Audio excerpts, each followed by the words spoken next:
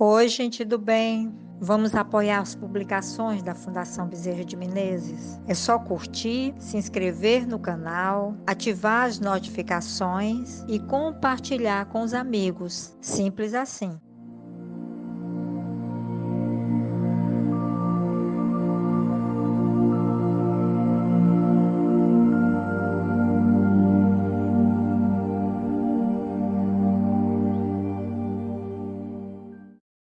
Meus irmãos, boa noite. Hoje nós vamos estudar o Evangelho segundo o Espiritismo, capítulo 22. Não separeis o que Deus juntou. O item desse capítulo é indissolubilidade do casamento. Os fariseus vieram também a ele para tentá-lo, dizendo-lhe: é permitido a um homem devolver sua mulher por qualquer causa que seja? Ele lhes respondeu: não lestes que aquele que criou o homem desde o princípio os criou macho e fêmea, e que foi dito, por essa razão, o homem deixará seu pai e sua mãe, e se ligará à sua mulher, e não farão mais os dois, senão uma só carne? Assim, eles não serão mais dois, mas uma só carne. Que o homem, pois, não separe o que Deus juntou. Mas por que, pois, disseram-lhe: Moisés ordenou que se desse à mulher uma carta de separação e que fosse devolvida? Ele lhes respondeu: foi por causa da dureza do vosso coração que Moisés vos permitiu devolver vossas mulheres. Mas isso não foi desde o princípio. Também vos declaro que todo aquele que devolve sua mulher, se não for em caso de adultério, e esposa outra, comete adultério, e que aquele que esposa a que um outro devolveu, comete também adultério. Não há de imutável senão o que vem de Deus. Tudo o que é obra dos homens está sujeito a mudanças. As leis da natureza são as mesmas em todos os tempos e em todos os países. As leis humanas mudam segundo os tempos, os lugares e o progresso da inteligência. No casamento, o que é de ordem divina é a união dos sexos para operar a renovação dos seres que morrem.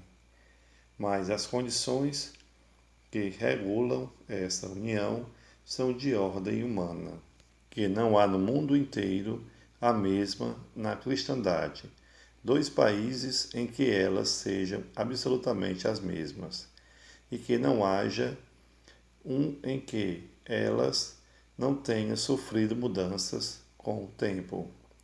Disso resulta que, aos olhos da lei civil, o que é legítimo num país em uma época é adultério num outro país e noutro tempo. Isso porque a lei civil tem por objetivo regular os interesses das famílias, e esses interesses variam segundo os costumes e as necessidades locais.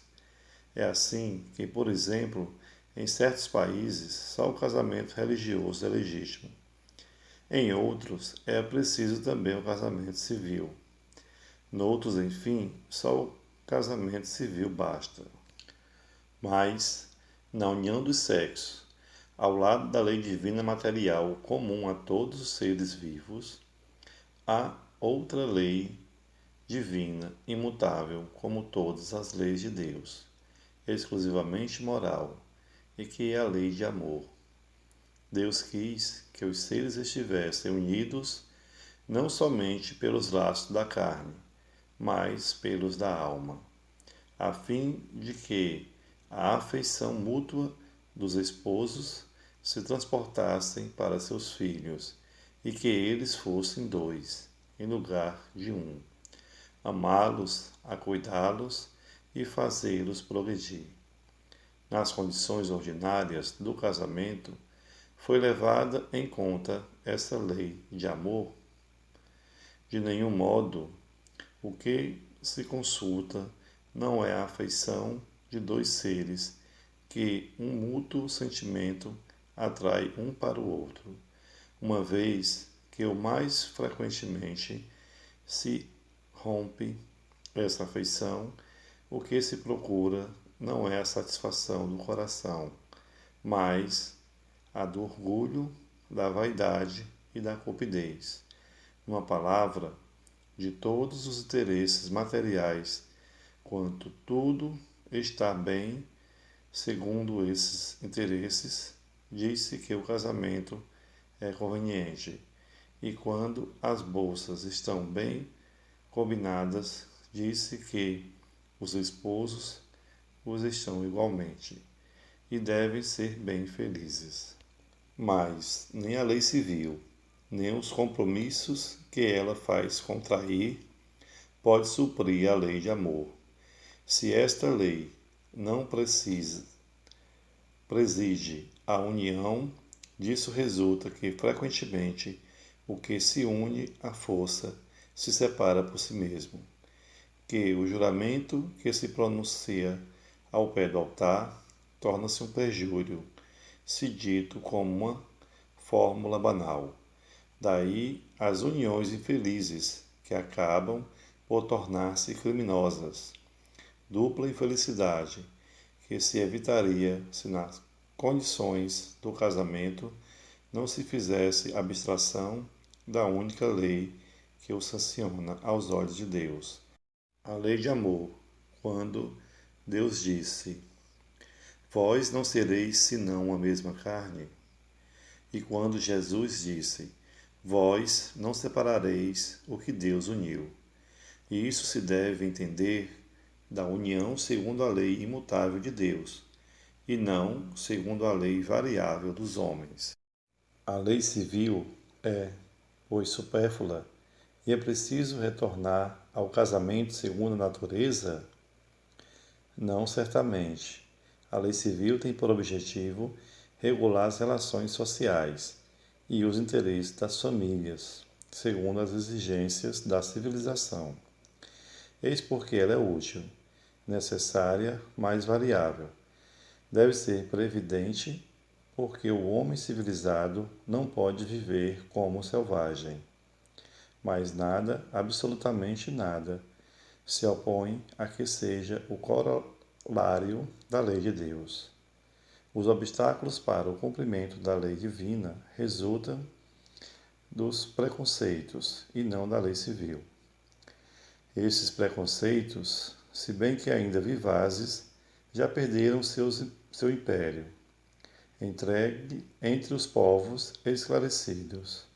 Eles desaparecerão com o progresso moral, que abrirá, enfim, os olhos sobre os males sem número, as faltas, os próprios crimes que resultem de uniões contraídas, tendo em vista unicamente os interesses materiais.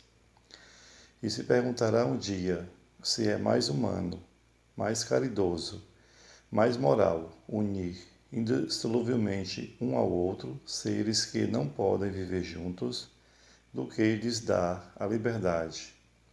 Se a perspectiva de uma cadeia indissolúvel não aumenta o número das uniões irregulares. O nosso evangelho de hoje vai falar do divórcio. Mas para Deus o que importa é a lei de amor. O importante para Deus é você construir um casamento solidificado com amor, no amor. Você construir uma família sólida, você conseguir transmitir esse amor que você sente pelo seu cônjuge para os seus filhos. Então, para Deus, essa é a união que Deus uniu. Esse é o que não pode separar. O que Deus uniu, o homem não separa. Mas a lei civil, ela também é muito importante. Ela tem sua relevância, porque a lei civil ela vai ser utilizada para podermos regulamentar aquela união perante os homens. Por isso a importância da lei civil.